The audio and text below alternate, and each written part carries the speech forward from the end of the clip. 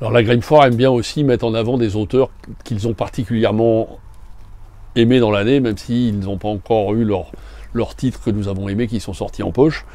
C'est des petites entorses que nous nous permettons de faire, mais pour vous faire découvrir des auteurs qui nous ont vraiment marqués. Alors cette année, il y en a 2 aux éditions Robert Laffont, collection La Bête Noire. L'Empathie, premier roman de M. Renan, un ovni là, qui nous est tombé dessus et qui est absolument à découvrir. Généralement, j'ai des retours féminins qui sont un petit peu apeurés en disant que ça leur a quand même fait assez peur, que c'est un peu glauque et un peu spécial, mais c'est vraiment un roman dont je pense qu'il y aura des discussions à faire avec l'auteur qui sont absolument intéressantes, parce que c'est vraiment, pour un premier roman, c'est quand même un coup de maître.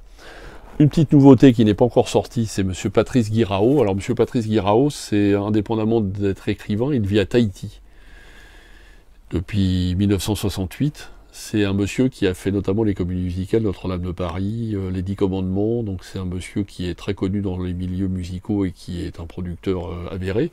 Et là, il sort un premier, pas un premier, mais il sort un roman absolument époustouflant. C'est pour ça que nous avons voulu l'inviter, parce que déjà l'originalité, Tahiti, tout ce qu'on connaît, c'est le sable blanc et les cocotiers et les vainés, mais derrière ce paysage idyllique se cachent des choses pas assez, qui font assez peur et qui sont dans son livre. C'est vraiment une surprise, une découverte, et je suis très content qu'il vienne et qu'il ait accepté de venir, parce qu'il vient de loin quand même, donc pour vous voir. Donc réservez-lui un accueil, parce que ça vaut vraiment le coup pour... c'est pas son premier roman, il en a publié d'autres aux éditions Vendésil, un petit éditeur justement coin, puis il se bat un peu en plus pour toute la culture de ce coin de France, malgré tout, pour tous les écrivains un peu de ce coin-là, et il milite énormément pour la défense de la France dans cette région-là, donc c'est intéressant, indépendamment de son polar, qui vaut vraiment le détour. On est vraiment dans une série B assez glauque, dans un paysage idyllique. Donc c'est à découvrir. Et ma découverte à moi, qui je pense est la découverte de l'année, n'ayons pas peur des mots, Morgane Audic, dont Gérard Collard avait adoré déjà un premier roman qui était paru aux éditions du Rouergue. C'est pas un livre dont on sort indemne, hein.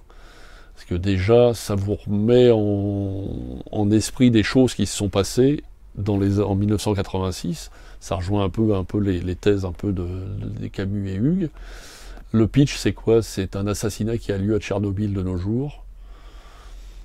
Quelqu'un qui a été assassiné. Le père mandate quelqu'un pour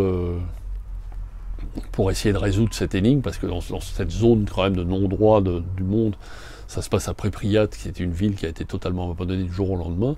Sa mère s'est fait assassiner la nuit où la centrale de Tchernobyl a explosé 30 ans avant. Donc en plus de l'intrigue policière qui est absolument superbe, il y a une description apocalyptique de la région et des gens, et le désabusement des gens qui y vivent. On a l'impression qu'ils vivent dans une photographie en noir et blanc, c'est-à-dire qu'ils vivent dans le négatif d'une photo, quoi. Ces gens qui ont été laissés tomber. Il parle également de la géopolitique du moment, avec tout ce qui se passe dans le Donbass, avec la guerre civile entre eux. Donc c'est des gens qui n'ont vraiment pas de chance, et qui savent que plus ou moins ils sont condamnés, notamment, je ne raconte pas l'histoire, mais bon, un des protagonistes se sait condamné parce qu'il était là le jour où la catastrophe de Tchernobyl a eu lieu. Donc c'est à la fois un livre policier très marquant, très original et puis très dur, et en même temps c'est une description d'une région où on se dit que ça aurait pu être chez nous. Donc ça remet en cause un petit peu tout ce qu'on peut... toutes les idées qu'on peut avoir sur le nucléaire, oui, non, sur l'énergie, sur comment se chauffer. Donc c'est sûr que c'est pas simple, mais ça, on se pose des questions, parce que je ne sais pas où il a été chercher ça, et ce sera intéressant justement de l'interroger. Mais on n'en sort pas indemne de ce livre, quoi.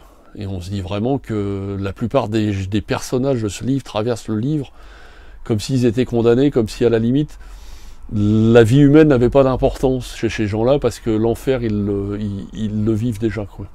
C'est-à-dire qu'ils peuvent aller au ciel ou au paradis ou en enfer, mais de toute façon, l'enfer, ça fait 30 ans qu'ils y sont.